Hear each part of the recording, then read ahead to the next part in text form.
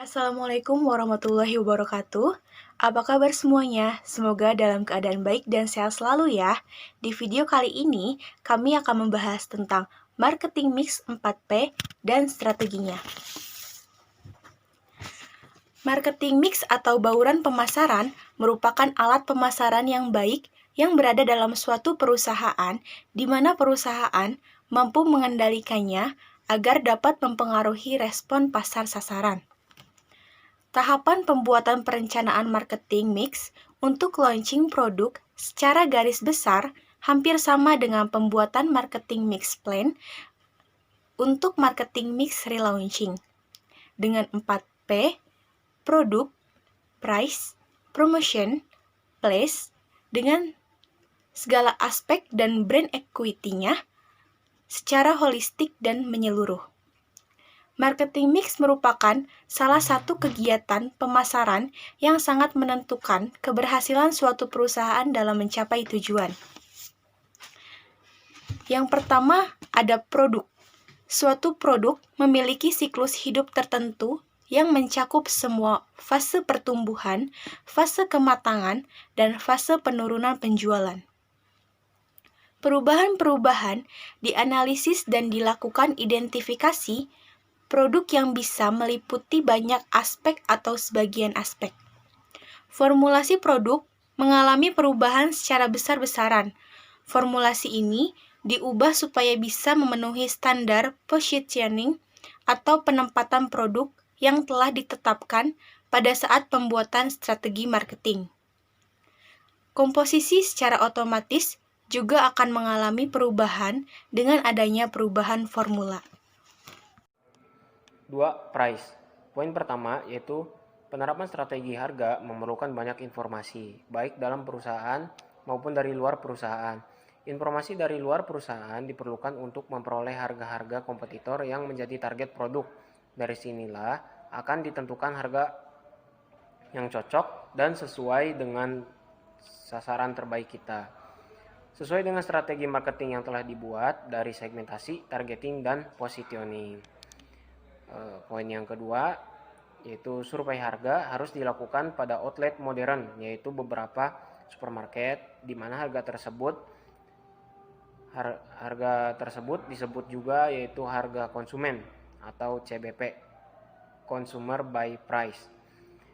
Dari data ini kemudian dibuat tabel komparasi untuk mempermudah pembuatan analisis harga per produk per gram.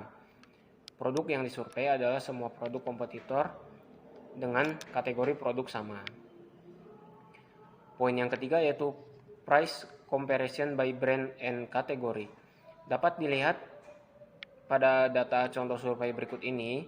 Komparasi atau perbandingan harga ini dapat juga digunakan sebagai salah satu indikator penentuan harga produk yang akan kita launching dan penentuan strategi produk yang dibuat untuk produk baru. Hasil survei data ini terus-menerus diperbarui dan akan terus digunakan untuk penyesuaian harga berikutnya dan juga untuk memantau harga kompetitor di pasaran. Poin yang keempat yaitu penentuan besarnya CBP, Consumer by Price, didasarkan pada hasil survei pasar terhadap harga kompetitor di pasar. Penentuan harga juga berdasarkan pada segmentasi produk, targeting, dan penempatan produk positioning. Secara garis besar, produk yang kita relaunching untuk konsumen termasuk kelompok SES kelas ABC++, maka harga yang kita tentukan juga harus mencerminkan kelas tersebut. Poin berikutnya yaitu sebagian besar keputusan penentuan harga nilai rupiah akhir produk merupakan hasil diskusi dan pertimbangan-pertimbangan teknis dan rasional dari hasil survei pasar terhadap kompetitor. Harga produk yang akan kita pasarkan dibandingkan dengan harga produk kompetitor dan semua unsur biaya sudah termasuk dalam struktur. Pada penentuan final, akhirnya terletak pada kepantasan produk di mata konsumen dan di mata tim marketing yang terlibat dalam proses relaunching produk. 3. Promosi. Yang pertama ada above the line. Yang kedua ada promosi iklan cetak atau print advertising. Hanya dapat dipasang pada media cetak untuk medical profesional yang merupakan pembaca media ini. Promosi iklan cetak ini juga hanya dapat dilakukan pada media cetak terbitan-terbitan ilmiah dari lembaga-lembaga profesional. Yang ketiga ada biasanya promosi untuk produk etikal berbeda persentasenya. Sebagian besar akan dialokasikan untuk program below the line. Hal ini disebabkan oleh terbatasnya media promosi untuk produk etikal, sehingga dana investasi promosi diarahkan untuk menjaga efektivitas dan efisiensi ketersediaan produk di outlet trading maupun di hospitality.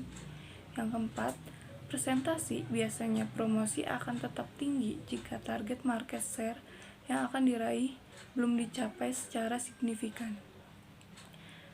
Yang kelima, ada below the line.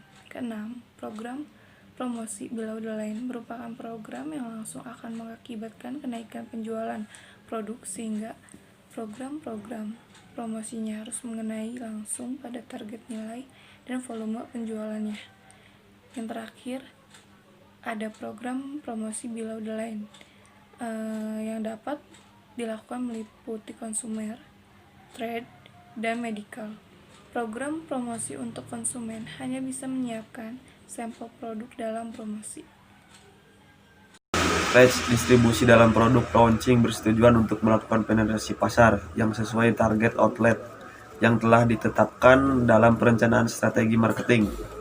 Perencanaan strategi distribusi etikal harus juga disesuaikan dengan strategi promosi untuk trade dan harus diselaraskan dengan strategi marketing, khususnya target outlet, target nilai, dan volume.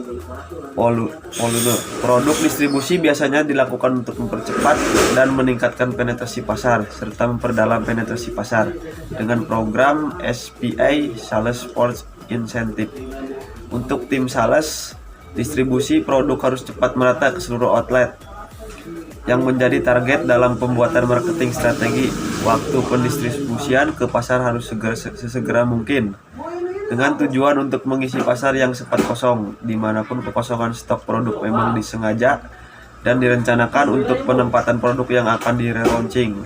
Sekian dari saya, kurang lebihnya mohon maaf. Assalamualaikum warahmatullahi wabarakatuh. Sekian penjelasan tentang marketing mix kali ini.